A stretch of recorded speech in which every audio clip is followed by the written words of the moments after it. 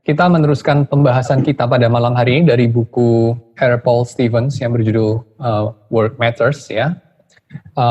Seperti saudara tahu dalam minggu-minggu yang sebelumnya, dalam bulan-bulan yang sebelumnya, itu kita sudah membahas pekerjaan dari Adam dan Hawa, pekerjaan Tuhan dalam bentuk yang semula ya ketika Tuhan menginginkannya, lalu kemudian kita melanjutkan dengan kejatuhan, jadi pekerjaan yang dikerjakan Kain untuk mengisi dunia ini dengan kejahatan, ya Kain dan anak-anaknya. Lalu kemudian kita lanjutkan dengan bagian ketiga, kita berkisah mengenai pekerjaan Yakub, yaitu ketika dia bergulat dengan segala kelemahannya, ketika dia bergulat dengan masa lampaunya, ketika dia mendapatkan pengampunan, dan kemudian Yakub diubahkan oleh Tuhan lewat kelemahan. Ya, lalu kita lanjutkan dengan kisah Yusuf, bagaimana dia menemukan panggilannya di negeri asing, dia terasing dari rumah ayah dan ibunya, dari negeri asal muasalnya, di tempat yang bahkan menyembah Allah-Allah yang asing, ya, yaitu di Mesir. Dan kita melihat bagaimana Tuhan memakai pekerjaan Yusuf juga di sana sebagai panggilan Tuhan. Lalu kita juga sudah membahas mengenai pekerjaan di dalam bidang kesenian yang dikerjakan lewat karya-karya dari Bezalel. Kita studi mengenai peran Roh Kudus di dalam menyertai pekerjaan-pekerjaan Bezalel. Ini pekerjaan yang terutama sepertinya kurang diperlukan, ya, kalau saudara tahu dalam negara-negara yang so-called atau mereka mengaku-ngaku mengedepankan rakyat, gitu ya. Misalnya saja seperti negara-negara sosialis di Kamboja misalnya, ya, ketika Pol Pot itu membuat Kamboja menjadi sangat revolusioner. Pol Pot membunuhi orang-orang yang dianggap tidak berguna. Dan orang-orang yang dianggap tidak berguna ini bukan orang-orang yang misalnya cacat mental atau cacat atau tua, bukan. Tapi orang-orang yang dianggap pekerjaannya tidak dibutuhkan, yaitu orang-orang yang intelektual. Ya, jadi yang disingkirkan oleh Pol Pot itu orang-orang yang dianggap hanya menghabiskan sumber daya alam, menghabiskan uang rakyat dan seterusnya untuk hal-hal yang tidak diperlukan. Nggak ada itu juga nggak apa-apa gitu ya. Misalnya para filsuf, ya, musisi, bahkan dia get rid of dokter, dia bilang, karena dokter itu dalam banyak hal menyembuhkan penyakit yang sebetulnya ya orang itu sudah tua anyway, ya sudah mati aja nggak apa-apa gitu ya, kurang lebih begitu pikiran dia. So, Bezalel ketika kita membahas pekerjaan-pekerjaan yang kurang diperlukan sebetulnya, ya, yaitu pekerjaan menghias tabut perjanjian, menghias bait suci. Bukan bait suci waktu itu, tapi kemah pertemuan, ya. Jadi Bezalel itu diberikan Tuhan pekerjaan yang sepertinya kurang diperlukan, tidak esensial kalau pakai versinya orang sekuler gitu ya.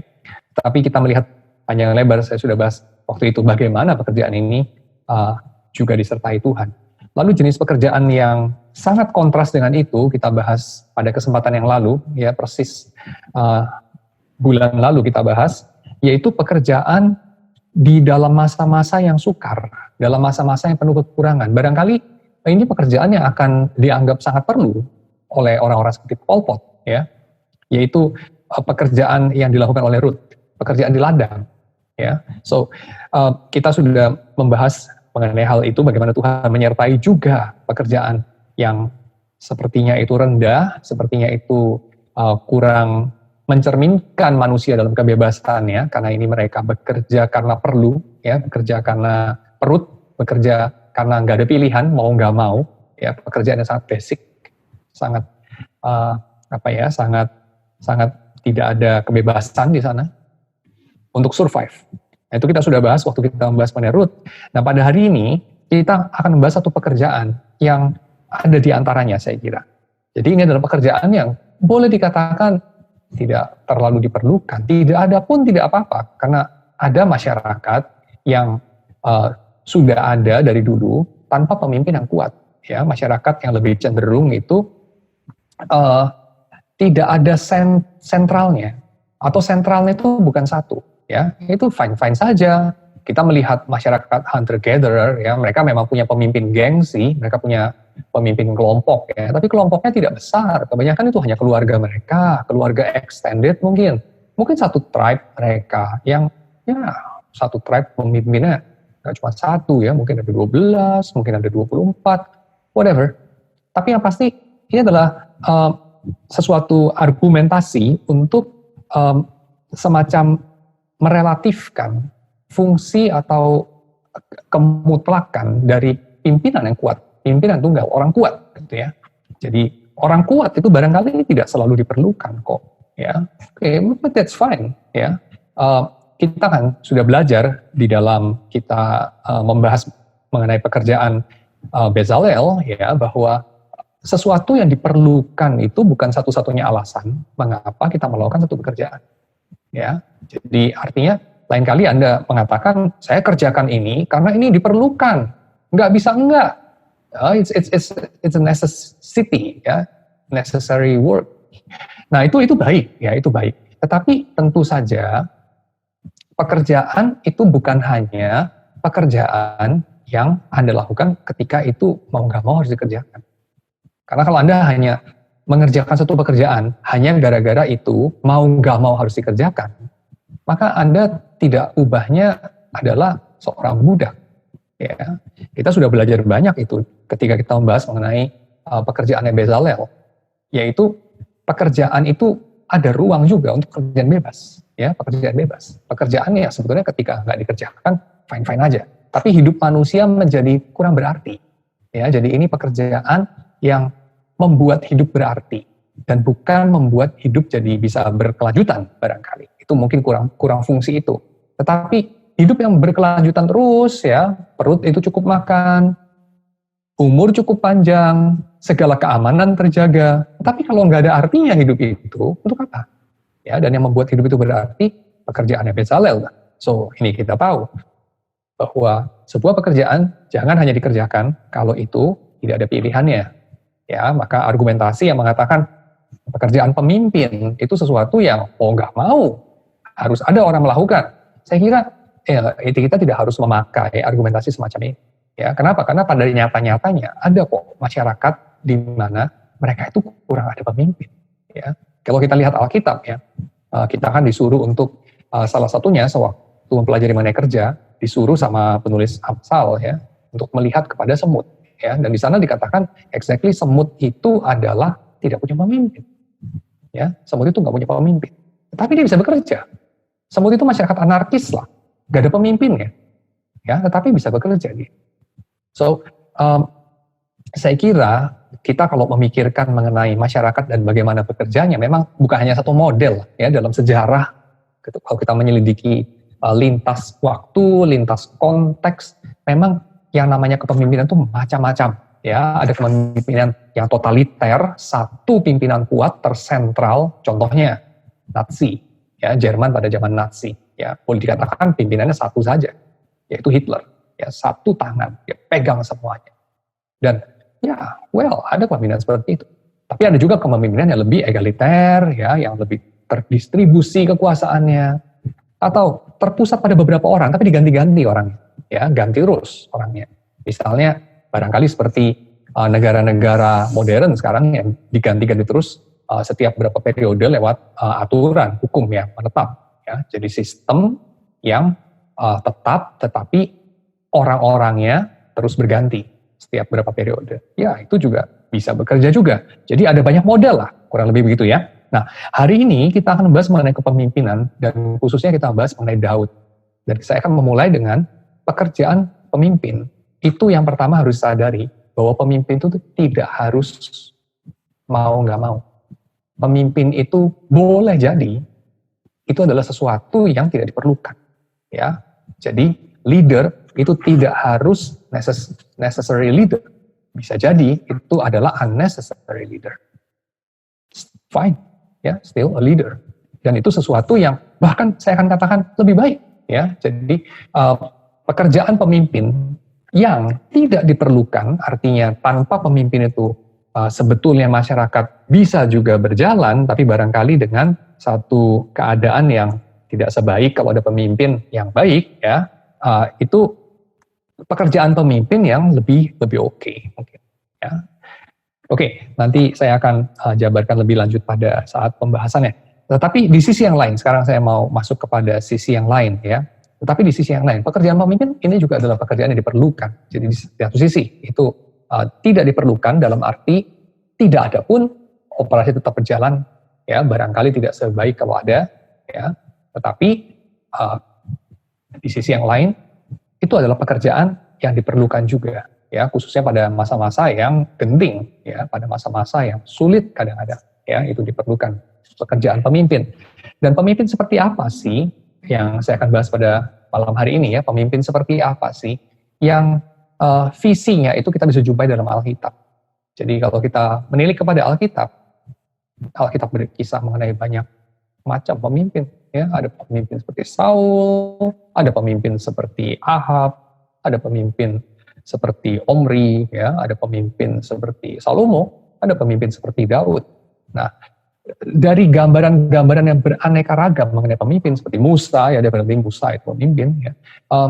Dari gambaran-gambaran yang begitu beraneka ragam mengenai macam-macam pemimpin dalam Alkitab, kira-kira pemimpin seperti apa yang Tuhan itu digambarkan berkenan kepada pemimpin seperti itu. Ya, jadi pemimpin seperti apa yang berkenan di hati Tuhan versinya Alkitab. Apakah pemimpin, let's say, seperti Samuel, atau seperti Eli, atau seperti Daud, atau seperti Salomo, atau seperti Ahab, atau seperti siapa? Ya, oke. Nah, itu yang kita akan bahas pada malam hari ini. Nah, khususnya kita akan meneliti kepemimpinan dari Daud. Ya, dan mengapa dalam banyak kenang-kenangan di dalam Alkitab, misalnya saja kalau Anda melihat Kisah Rasul 13 ayat 22, bahkan Anda melihat nubuatan mengenai saat ketika Israel dipulihkan, ya, jadi itu nubuatan eskatologis dalam Yehezkiel misalnya, Yehezkiel pasal 34 ayat 23 sampai 24, ya. Anda berjumpa dengan satu sosok pemimpin yang konvergen kepada satu nama, ya. Jadi tidak dikatakan di sana pada saat itu atau ada seorang pemimpin yang baik yang kemudian dikatakan namanya itu ini Musa, ya, atau namanya itu Yosua, atau namanya itu Imam Eli misalnya. Bukan. Tapi dikatakan namanya itu Daud. Daud. Nah, ini menarik buat kita karena kita melihat kenapa ya dikatakan pemimpin yang dikehendaki Tuhan, ya, pemimpin yang mengerti isi hati Tuhan. Itu dikatakan Daud. Bukankah Musa itu melihat wajah Tuhan? Daud kan enggak. Musa itu kan memberikan hukum. Daud kan tidak. Ya. Lalu dikatakan, kalau dikatakan ya mengenai pemimpin itu kuat, kan orang Israel itu ingin pemimpin yang kuat, yang membawa mereka bersatu. Ya, jadi pemimpin yang bisa berprestasi lah, menyatukan umat lah, bikinnya tidak kompak jadi kompak, nurut semua sama dia. Nah itu bukannya Salomo ya? Salomo kan kerajaannya lebih damai dibanding Daud gitu. Daud masih ada factions, masih ada banyak perang sipil, ya, dia bertengkar dan berperang dengan anak-anaknya sendiri, ya, dan segala macam.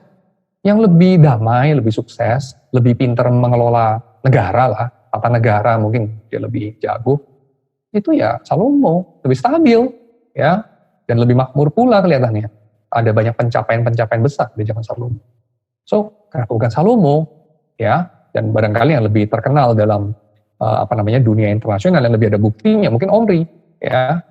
So, kenapa bukan mereka orang-orang seperti itu? Kenapa Daud? Kenapa Daud?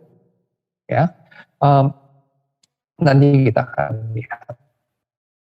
Oke, kita baca dulu beberapa bagian Alkitab. Ya. Kita lihat misalnya dari Kisah Rasul pasal 13, ayat yang ke-22. Setelah Saul disingkirkan, Allah mengangkat Daud menjadi raja mereka. Tentang Daud, Allah telah menyatakan, aku telah mendapat Daud bin Isai, seorang yang berkenan di hatiku, dan yang melakukan segala kehendakku. Dan dari keturunannya lah, sesuai dengan yang telah dijanjikannya, Allah telah membangkitkan juru selamat bagi orang Israel, yaitu Yesus.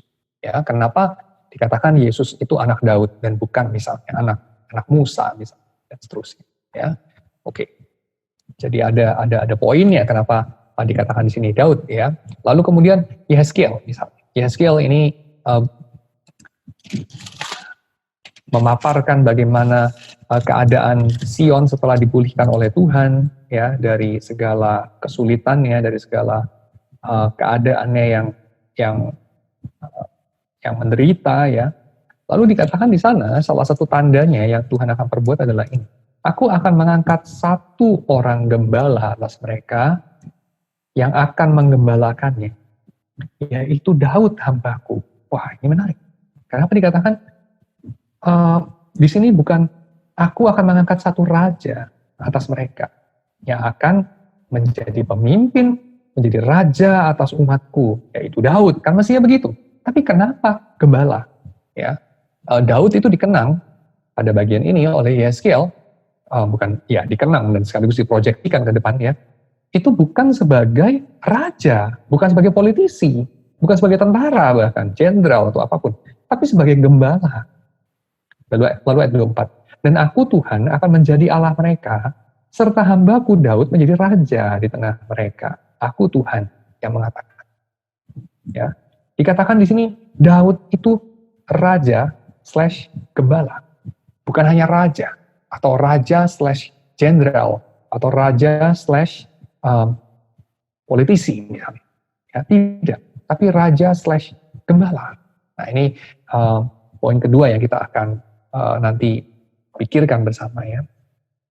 Lalu yang berikutnya saya ajak kita sama-sama membaca ya dari 1 Samuel pasal ke-23 14 sampai dengan ayat yang ke-17.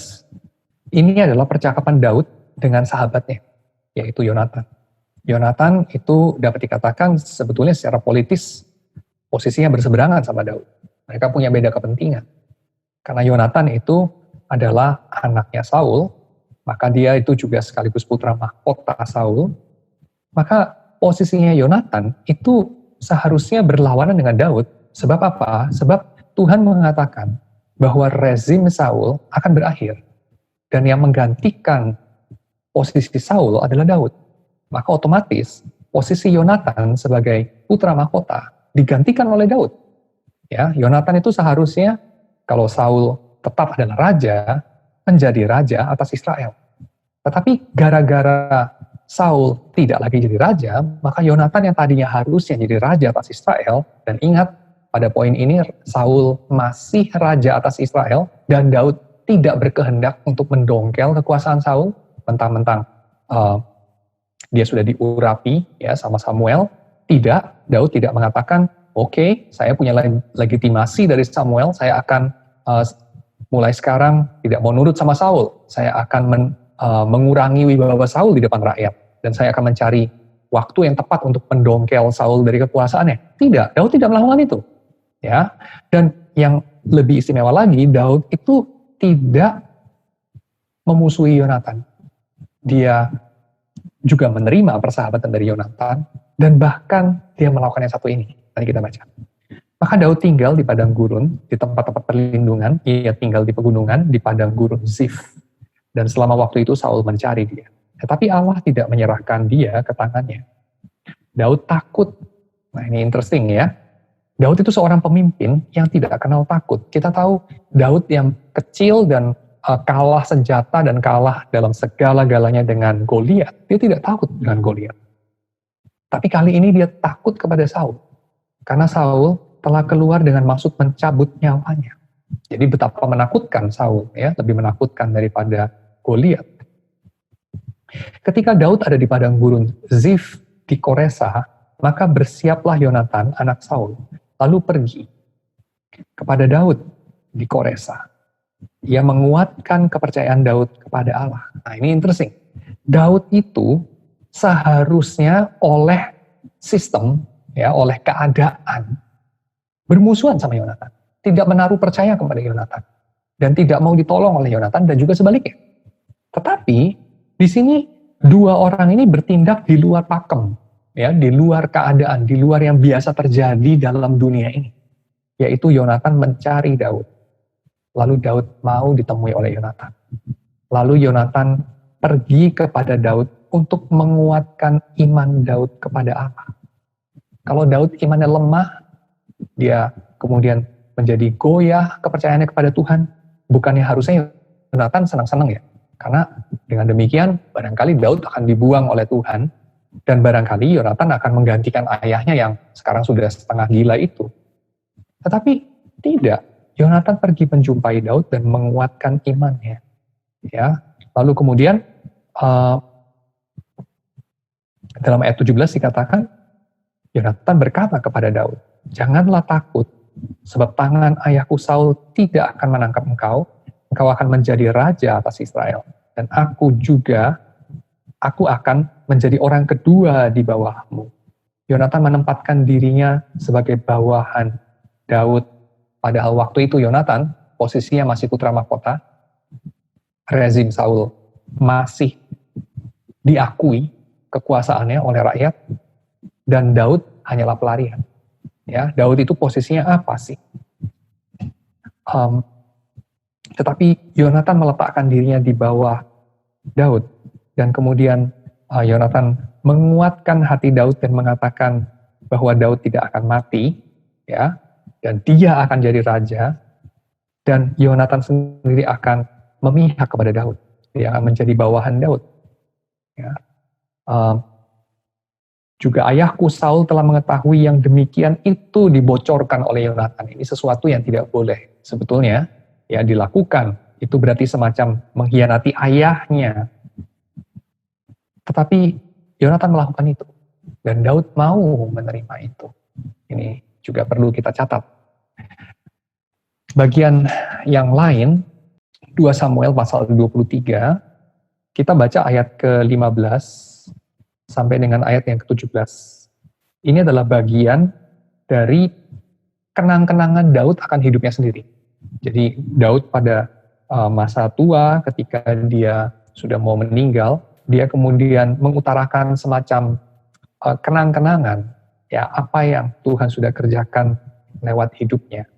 Saudara bisa baca itu dalam ayat yang pertama sampai ke-7, yaitu pengantar dari kisah yang kita akan baca ini.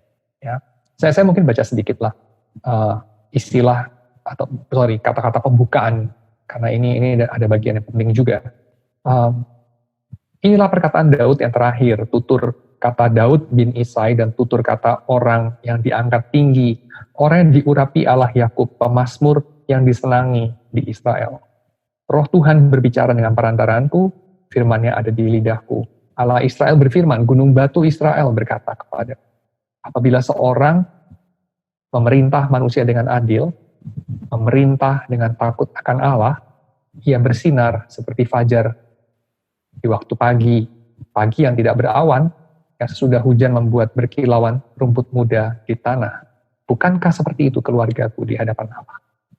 Sebab ia menegakkan bagiku suatu perjanjian kekal, teratur dalam segala-galanya dan terjamin. Sebab segala keselamatanku dan segala kesukaanku, nah ini interesting, keselamatan dan kesukaan, jadi yang satu itu adalah sekuritas dia, dan yang kedua, enjoyment dia. Ya, apa yang orang itu lakukan demi meneguhkan atau mengamankan posisinya itu satu hal. Itu biasanya terkait dengan hal-hal yang perlu, ya, necessities, ya, necessities. Tapi hal itu seringkali tidak mengatakan sesuatu yang terlalu jernih atau terlalu mendalam mengenai diri seseorang, ya, mengenai orang seperti apa dia itu. Karena orang itu bisa saja melakukan suatu pekerjaan yang memang harus, memang diperlukan, ya terlepas dari dia punya pribadi, ya. Jadi dia kepribadiannya seperti apa mungkin tidak terlalu cocok, mungkin dia terlalu suka dan segala macam, tapi toh dia mengerjakan. Jadi kalau Anda melihat, memperhatikan orang itu melakukan apa untuk dia itu bisa cukup kebutuhannya, untuk dia bisa tidak diancam bahaya dan seterusnya. Seringkali itu tidak mengatakan sesuatu yang terlalu jitu, terlalu tepat mengenai siapa orang itu. Tetapi, apa yang orang itu sukai, apa yang orang itu kerjakan pada waktu bebasnya, nah, di situ Anda bisa melihat siapakah orang itu sebetulnya. ya. Dan Daud di sana mengatakan kedua hal ini. Sebab aku meletakkan keamananku di dalam Tuhan. Dan kedua, dia nggak berhenti di situ, kesukaanku juga di dalam Tuhan. Bukankah Dia yang menumbuhkannya? Ya. Yang saya mau tekankan di sini adalah Daud itu memerintah dengan dua kriteria, yaitu apa? Dan keduanya ini terkait dengan Allah. Yang pertama, dia itu memerintah dengan adil. Dan yang kedua, dia memerintah di dalam takut akan Allah. Jadi Daud itu kita mencatat dalam hal ini, dalam kenang-kenangannya Daud sendiri, dia punya idealisme, itu bukan mau bikin Israel menjadi negara yang ditakuti, atau Israel menjadi negara yang makmur, atau Israel menjadi negara yang aman misalnya, atau Israel menjadi negara yang panjang, kekal, sampai ribuan tahun seperti Hitler suka katakan ya, sampai ribuan tahun itu rezim dia. Tidak. Atau negara yang indah, atau negara yang penuh dengan orang-orang pandai, atau negara yang apalah ya, punya reputasi yang harum. Bukan.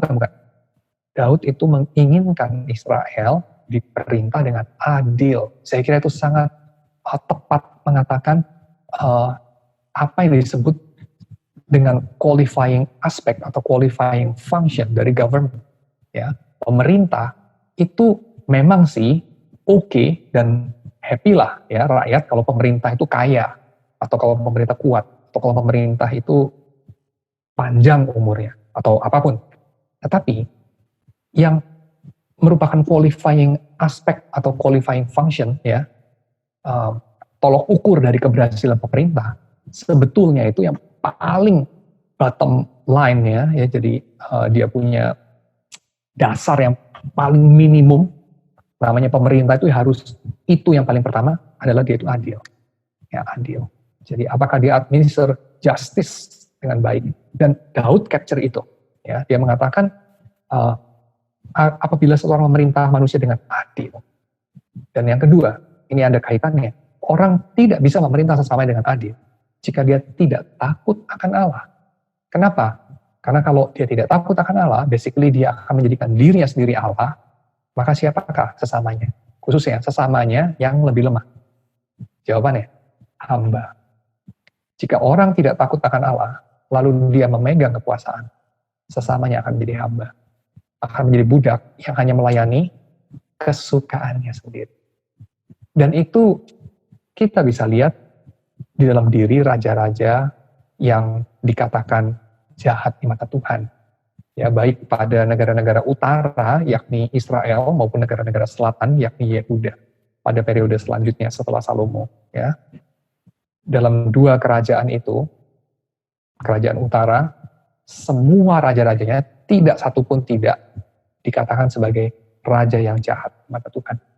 Dan kriteria yang dipakai adalah mereka tidak memerintah dengan adil, dan tidak adil itu kayak apa? Seperti ini. Mereka menjadikan dirinya sendiri sebagai tuan.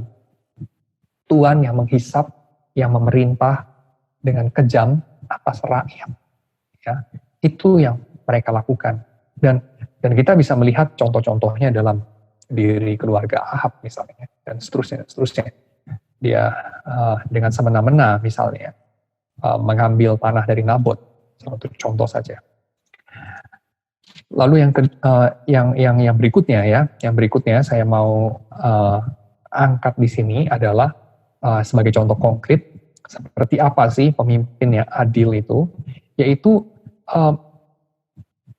dalam ayat yang ke-13 ya, pasal 23 ayat yang ke-13. Sekali datanglah 3 orang dari ke-30 kepala mendapatkan Daud menjelang musim menuai dekat gua Adulam, sedang sepasukan orang Filistin berkemah di lembah Refraim. Jadi waktu itu Daud sedang berperang melawan orang Filistin. Waktu itu Daud ada di dalam kubu gunung, dan pasukan pendudukan orang Filistin waktu itu ada di Bethlehem. Lalu timbullah keinginan pada Daud, ya, kesukaan, keinginan. Sesuatu yang boleh ada, boleh enggak. Sesuatu yang bebas. Muncul keinginan pada Daud dan berkata, sekiranya ada orang yang memberi aku minum air dari perigi Bethlehem. Bethlehem itu kan dikepung sama orang Filistin. Ya, tapi Daud kemudian ingin mendapatkan air dari perigi Bethlehem. yang ada dekat pintu gerbang. Wah, itu posisi yang berbahaya sekali. Lalu ketiga pahlawan itu menerobos perkemahan orang Filistin. Ya, di film silat aja ya. Mereka menimba air dari perigi Bethlehem yang ada dekat pintu gerbang, mengangkatnya dan membawanya kepada Daud. Jadi ini semacam misi intelijen yang luar biasa berani. Ya, bayangkan hanya 3 orang saja. Kalau ketangkep, wah disiksa habis-habisan sama orang Filistin, lalu mati, dibunuh, dan seterusnya. Tapi mereka melakukannya demi apa? Demi sesuatu yang nggak penting. Ya, demi sesuatu yang bebas, yang boleh ada, boleh enggak. Yaitu keinginan pemimpinnya. Dan ini seringkali terjadi, bukan? Ya, karena pemimpinnya itu ingin makan ikan bakar di pantai mana, lalu jalanan dibikin macet, orang semua disuruh tunggu, tahan-tahan, disuruh nggak boleh lewat dulu, lalu iring-iringan mobil pejabat lewat hanya untuk makan ikan bakar di pinggir pantai. Lalu rakyat ada yang mungkin mau melahirkan, mungkin ada yang kecelakaan berdarah-darah, nggak boleh lewat dulu. Kenapa? Ini pejabat penting, super penting, mau ngapain? Melakukan hal nggak penting. Apa itu? Makan ikan bakar di tepi pantai. Nah, so itu sesuatu yang sering terjadi dalam dunia ini, bukan? Sering terjadi dalam dunia ini. Dan pada kesempatan ini, salah satu kenang-kenangan kepemimpinan Daud, exactly seperti itu. Jadi dia itu mengutarakan keinginannya, lalu orang-orang yang setia sama dia mengusahakan dengan mempertaruhkan nyawanya. Ya, mereka pergi ke Bethlehem, kalau ketangkep bisa dihabisi sama orang Filistin. Demi apa? Daud kepengen minum air yang enak, gitu doang. Apa Daud mati kehausan gitu? Kalau nggak minum air itu, ya enggak. Dia akan minum air yang ada di tempat dia bersembunyi. Mungkin tidak seenak di Bethlehem, itu aja. Masalah selera doang. Ya, dan 3 orang ini mempertaruhkan nyawanya. Dan kemudian apa respon Daud? This is very important. Apa respon Daud? Dia tidak bisa mengendalikan. Orang-orang yang setia sama dia melakukan apa?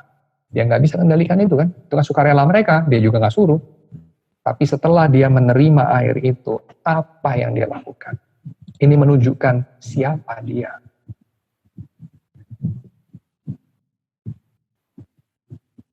Dalam ayat yang ke-16b dikatakan ya, setelah mereka membawanya kepada Daud, Daud tidak mau meminumnya, melainkan mempersembahkannya sebagai korban curahan kepada Tuhan. Katanya, jauhlah daripadaku ya Tuhan, untuk berbuat demikian. Nah, ini interesting. Daud kan tidak berbuat apa-apa. Dia bisa berargumen, loh saya ini nggak ngapa-ngapain, orang ini aja yang bodoh kasih air ini. Lah, air ini sudah ada sama saya, ya saya minum lah. Masa sayang banget, masa saya buang gitu ya. Atau saya suruh, ayo balikin ke sumur di Bethlehem gitu ya. Kamu kok boleh bergerak tanpa perintah saya gitu ya. Terus orang itu sambil sedih-sedih, antar air itu balik ke sumur. Kan dia bisa aja melakukan itu ya, tapi tidak loh. Dia tuangkan air itu, dia persembahkan kepada Tuhan. Lalu alasannya penting. Daud katakan begini, jauhlah daripadaku berbuat demikian. Bukankah ini darah orang-orang yang telah pergi dengan mempertaruhkan nyawanya dan tidak mau ia meminumnya? Itulah yang dilakukannya. Itulah yang dilakukan ketiga pahlawan itu. Ya. Dan menarik buat kita cermati di sini, Daud punya posisi yang kuat, dia punya orang-orang yang setia kepada Daud, tetapi Daud tahu bahwa orang-orang itu bukan milik dia. Daud tahu bahwa orang-orang itu milik Allah. Dan kalau orang-orang itu mempertaruhkan keselamatannya demi Daud, apalagi hanya demi sesuatu yang kagak penting seperti minum air dekat perigi Bethlehem, Daud katakan, that's so much. Ya, jadi dia menolak pemberian orang itu, tapi juga tidak semacam membuangnya kepada anjing gitu ya, kasih minum anjing gitu, enggak. Tapi dia mempersembahkannya kepada Tuhan. Nah, ini saya kira respon yang menunjukkan Daud itu memang adalah pemimpin yang adil dan dia digerakkan oleh takut akan Tuhan. Ya, dia itu hidup di hadapan Tuhan. Saya kira ini sebabnya. Kemudian ketika Yehezkiel itu Tuhan menuliskan di sana visi dia mengenai keadaan Yerusalem ketika dipulihkan dari pembuangannya, dikatakan di sana Tuhan akan menghadirkan seorang pemimpin yang adalah raja sekaligus gembala, seperti Daud, ya, karena kita tidak melihat Salomo melakukan hal itu. Kita bahkan tidak melihat Musa melakukan hal itu. Kita melihat Daud melakukan hal itu. Tapi tentu saja Daud bukan orang yang sempurna, ya. Tadi kita sudah lihat yang pertama, dia itu adalah orang yang takut akan Allah, dia menginginkan keadilan agar rakyatnya itu dapat dari kepemimpinan dia, ya. Jadi fokusnya itu clear, bukan kejayaan, bukan masa depan yang panjang, bukan dampak bahkan kepada zaman, bukan, tapi keadilan. Itulah tugas pelayanan daripada pemerintah, ya, tugas dan pelayanan daripada juga kaki tangan pemerintah, yaitu pegawai negeri dan jajarannya. Ya, tugasnya adalah mengadministrasikan keadilan itu, ya. Dan Daud mengetahui hal itu hanya bisa terjadi kalau dia meletakkan Tuhan sebagai Tuhan dan manusia sebagai manusia. Let God be God, let man be man.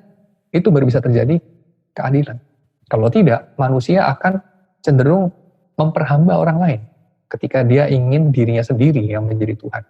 Ya, dan Daud dengan jelas menunjukkan integritasnya bahwa dia tidak mau itu. Ya. So di sini kita tahu kenapa ketiga pahlawan ini, yang mana ketiga pahlawan ini pendekar ini, orang bebas sebetulnya. Mereka nggak butuh Daud. Daud itu siapa sih?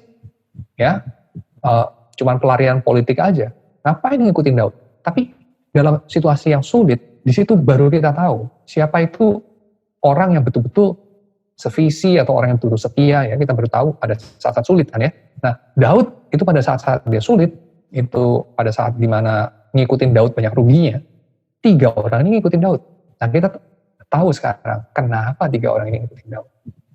Ya, kenapa mereka itu setia kepada Daud? Karena Daud bukan hanya pemimpin yang punya karisma, dia adalah seorang pemimpin yang punya integritas. Ya, dan integritas dia bersumber dari satu titik itu, yaitu dia hidup di hadapan Tuhan. Ya, dia itu hidup takut akan Tuhan. Dan saya kira itu pula yang menyebabkan dia mau menerima pertolongan dari Yonatan. Ya, otherwise dia akan terlalu mengandalkan kekuatannya sendiri dan dia akan curiga kepada Yonatan. Ini lu dikirim sama Saul, ya, lu mata-mata, lu kira gue lemah gitu, lu kira gue perlu dikasihani, kan biasanya begitu sikap orang yang berpusat pada dirinya sendiri. Ya, orang kalau berpusat pada dirinya sendiri dan dipenuhi dengan pride, kita biasanya sangat familiar dengan respon positifnya, ya, yaitu respon penuh kekuatan gitu, ya. Kita misalnya ngomong orang tuh sombong kapan sih? Sombong banget tuh orang, ya, arogan banget tuh orang. Biasanya kita bicara pada saat dia kuat, ya kan? Jadi kita bicara orang arogan itu adalah kayak main kekuasaan, ya, menindas orang lain, dia membuli orang lain dan seterusnya. Itu kita bilang dia arogan. Tapi arogansi itu punya sisi negatif juga, dalam artian punya sisi arogansi itu diidap bukan cuma orang-orang kuat, ya. Maksud saya itu arogansi juga diidap oleh orang ketika dia lemah, ya. Dan Daud ini kalau dia arogan, maka pada saat dia lemah, ekspresi memang bukan kayak menindas orang, pasti bukan, ya, kan lemah, ya, bagaimana bisa menindas orang kalau dia lemah. Tapi ekspresi arogansi dari orang yang lemah itu adalah tidak mau menerima pertolongan. Dia akan mengatakan, siapa butuh simpati lu, gue gak butuh simpati lu. Ya, itu arogansinya bentuknya seperti itu. Ya, nggak usah lah nolong-nolong gue gak butuh, semacam gitu, ya. Saya itu kuat soalnya, padahal jelas-jelas lemah. Nah, Daud ketika dia lemah, dia takut, dia mengakui, ya, dia mengakui itu. Kalau orang arogan, enggak, gue gak takut, nah, semacam itu. Tapi enggak, ini dia mengakui. Dan dia mau menerima pertolongan. Ya, saya kira itu adalah bagian daripada juga kepemimpinan Daud yang diperkenan Tuhan. Kepemimpinan seringkali hanya dipahami sebagai sesuatu momen-momen kekuatan, ya. Namanya pemimpin kan, lu kalau lemah gimana memimpin, gitu ya. Makanya kita seringkali lihat pemimpin itu cuman pada saat-saat dia kuat. Ya, kalau dia udah lemah, udahlah nggak usah dibahas lah, udah lemah dia, kan gitu. Tapi Daud itu menyatakan bahwa kepemimpinan yang sejati itu bukan hanya ketika dia kuat dan bukan hanya melalui kekuatan. Nanti kita lihat lagi juga dalam surat-surat Paulus, ya. Paulus mengatakan ketika dia lemah justru dia menyaksikan Tuhan lebih banyak bekerja. Jadi dia bisa memimpin bukan hanya dalam kekuatan dan keyakinan, ya, itu sisi lain daripada kekuatan, ya, keyakinan. Ketika orang itu yakin kan dia kuat, ketika orang itu ragu-ragu kan, dia lemah. Tapi Tuhan tuh bisa memakai juga keraguan, ya.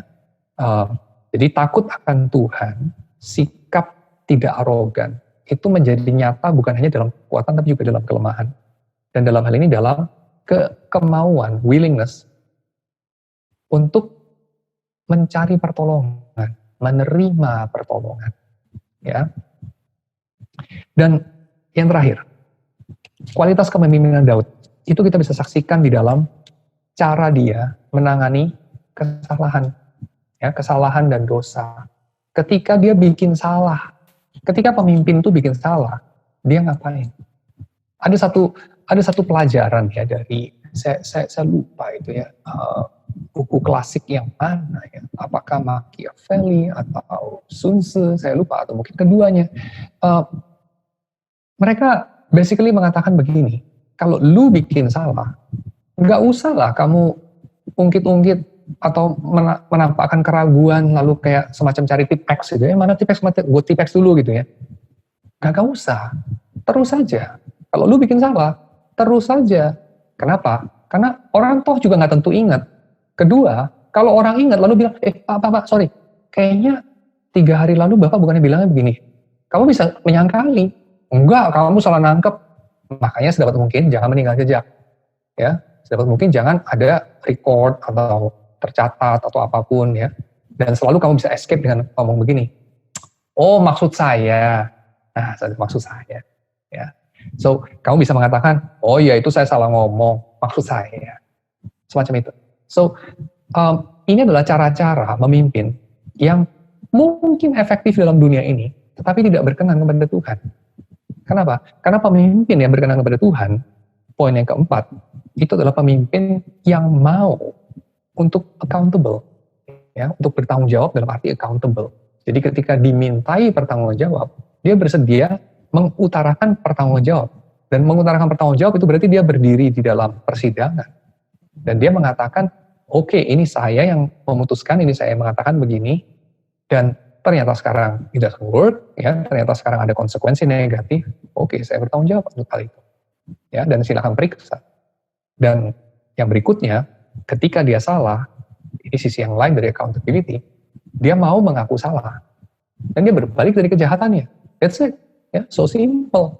Dia tidak menutupi kejahatannya, menyangkali bahwa dia melakukan, atau menumpuk itu dengan banyak alasan. Oh, saya melakukannya memang benar saya, tapi karena ini, karena itu, karena ini, karena ini. Basically, ya saya nggak salah gitu. Tapi Daud enggak loh. Dia mengatakan, iya saya salah, saya jahat. Ya. So, what can I say? Mazmur 51, kemudian dia merendahkan diri. Dia memohon ampun kepada Tuhan, dia memohon ampun kepada orang-orang yang lain di sekelilingnya yang dia khianati. Dan inilah yang menjadikan sosok Daud sebagai sosok yang begitu membekas ya dalam ingatan Israel. Yaitu seseorang yang bukan menyatukan mereka dalam jumlah paling besar sih, itu dilakukan sama Salomo barangkali. Ya, atau mencapai reputasi internasional secara paling besar. Mungkin bukan dia. Ya, sudah pasti bukan Daud. Atau kerajaannya paling panjang dalam artian dinastinya paling panjang, definitely bukan Daud dinastinya paling panjang. Ya, tetapi yang dikatakan sampai selama-lamanya itu kepemimpinan Daud atau kerajaan daripada Daud, itu adalah bukan dalam arti betul-betul dia duduk di atas tahta itu sebagai orang yang kuat di sana secara politis pemerintah, tetapi bahwa Tuhan menyertai orang-orang seperti Daud. Tuhan menyertai model kepemimpinan seperti Daud. Dan itu nanti klimaksnya adalah pada Yesus. Ya, of course minus poin yang keempat, karena Yesus tidak bikin salah. Ya. Tetapi kita mengetahui bahwa sebagai manusia yang berdosa, the best kita bisa lakukan adalah sebagai pemimpin, ya seperti Daud. Ya, yaitu pemimpin yang memimpin bukan hanya dengan karisma dan talenta, tapi juga dengan integritas. Pemimpin yang mengetahui fokus paling utama dari kepemimpinan adalah keadilan, dan juga itu hanya bisa dicapai lewat takut akan Tuhan, dan takut akan Tuhan itu bukan kayak ketakutan sama Tuhan, bukan, itu kan kita reserve kepada hantu atau kepada rampok aja ya, ketakutan gitu ya. Tapi ini adalah berdiri di hadapan Tuhan dengan kesadaran Tuhan itu siapa, ya. Itu namanya takut akan Tuhan.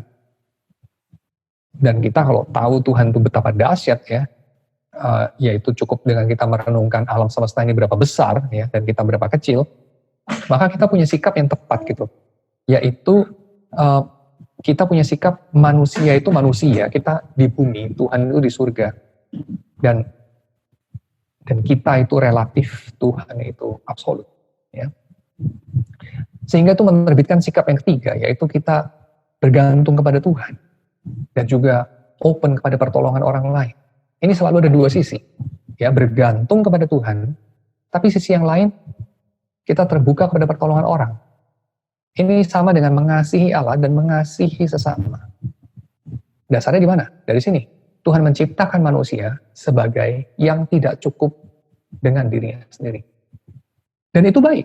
Ya, jadi manusia itu tidak cukup dengan dirinya sendiri, dia tidak otonom, dia tidak self-sufficient. That's good. Itu bukan kurang baik loh. Itu bukan tidak baik loh. Itu sangat baik kata Tuhan. Manusia itu secara individu tidak cukup, itu sangat baik. Karena Tuhan memang menciptakan manusia interdependent. Tuhan menciptakan manusia relasional. Ya. So, pemimpin yang baik, dia open terhadap pertolongan dari orang lain.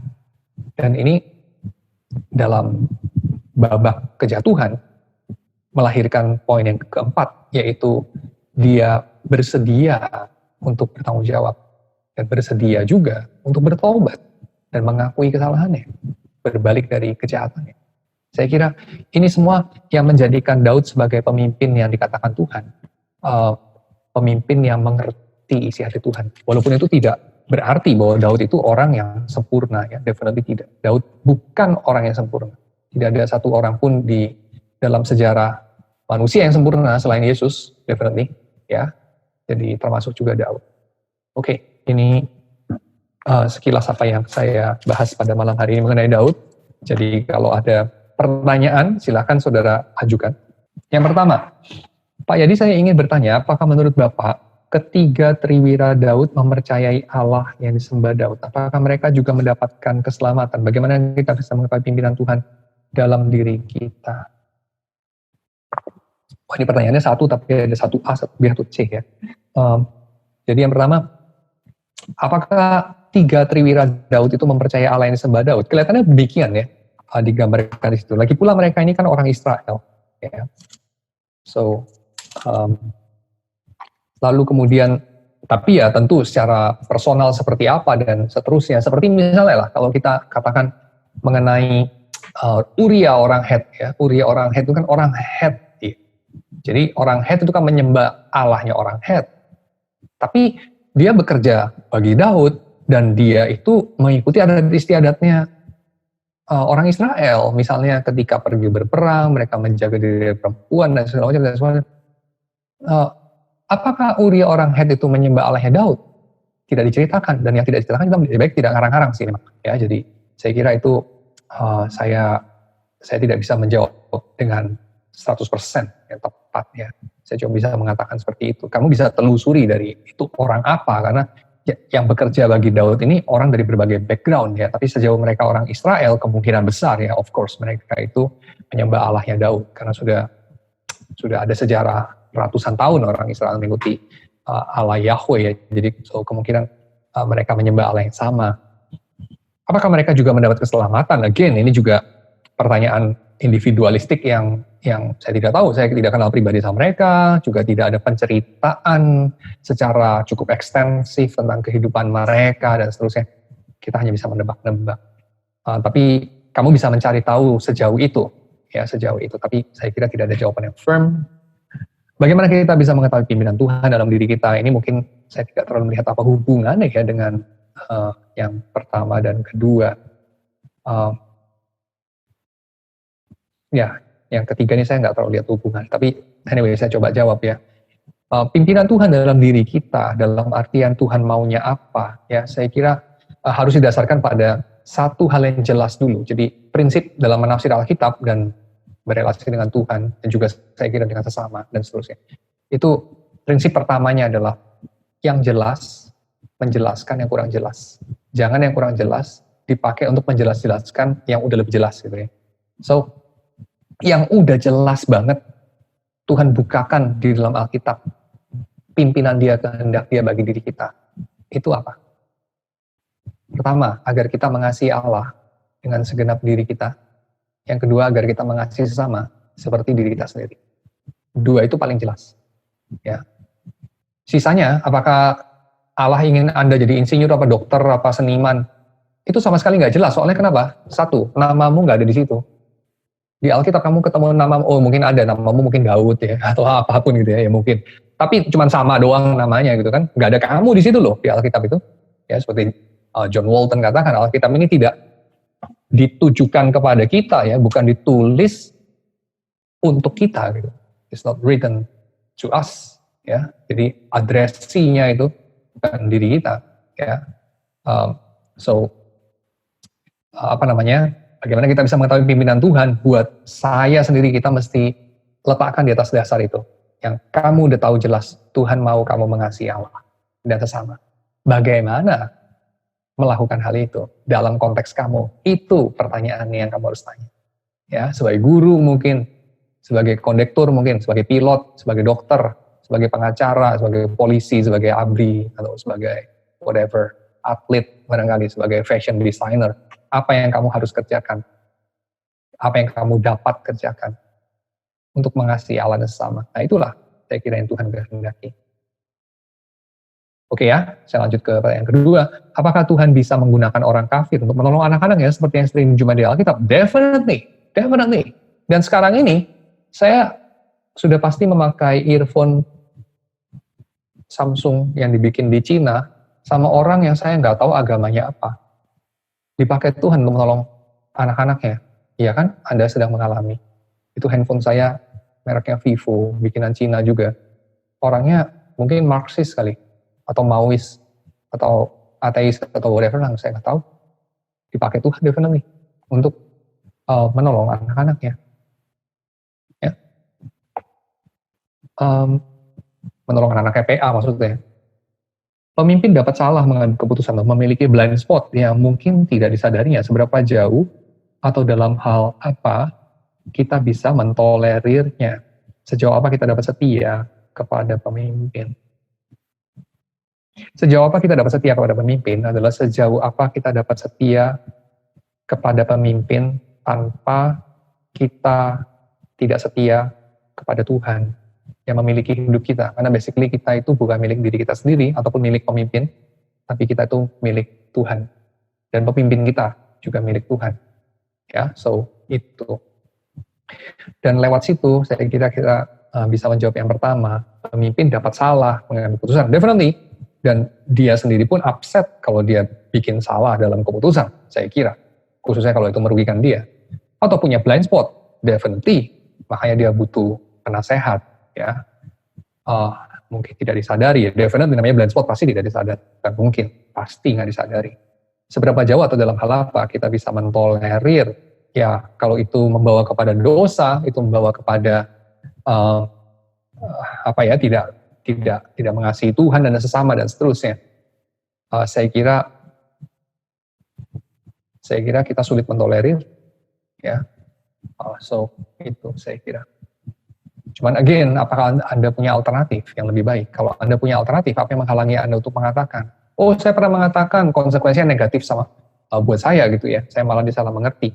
Tapi bukankah itu esensi daripada cinta, ya, yaitu kita melakukan sesuatu yang benar, yang perlu bagi orang lain, ya, dengan kalau memang diperlukan, dengan mengorbankan diri kita, ya itulah esensi cinta.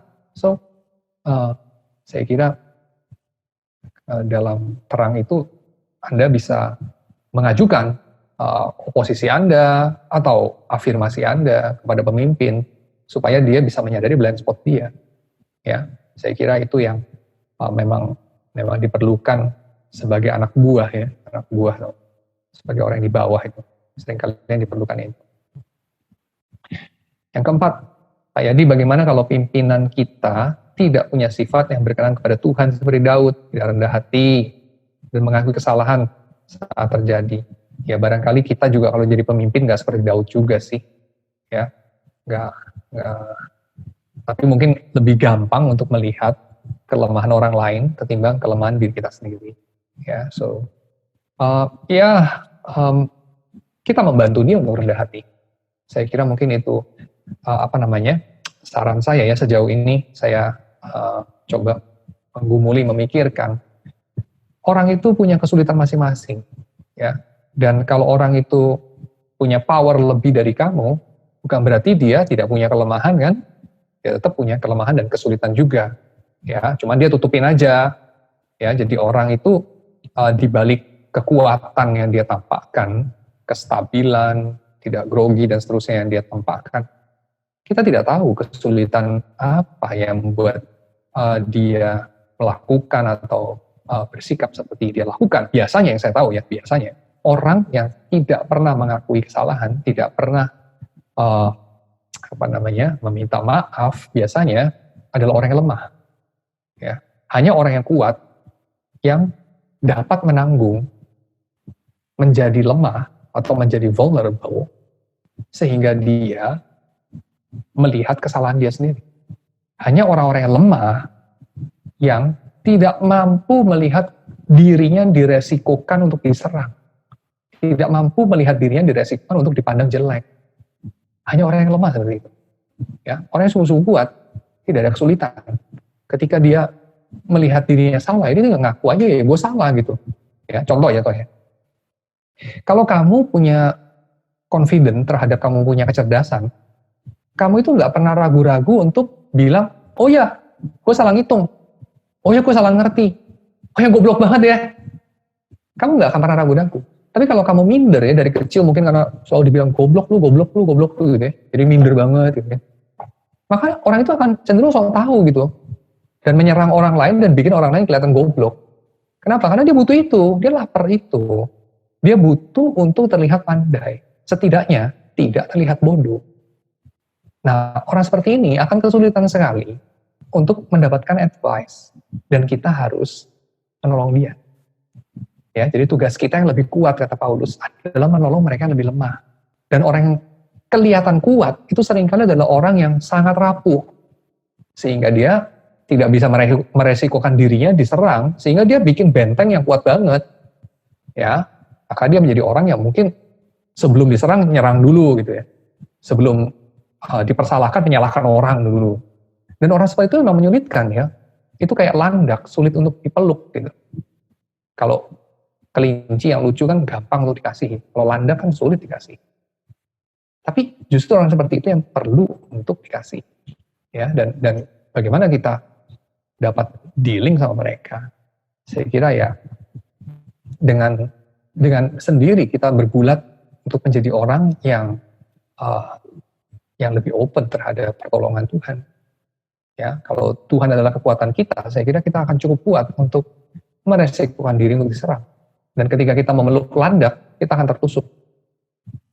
Ya, so saya kira itu respon saya untuk keempat pertanyaan ini ya. Oke, kita masuk dalam doa ya.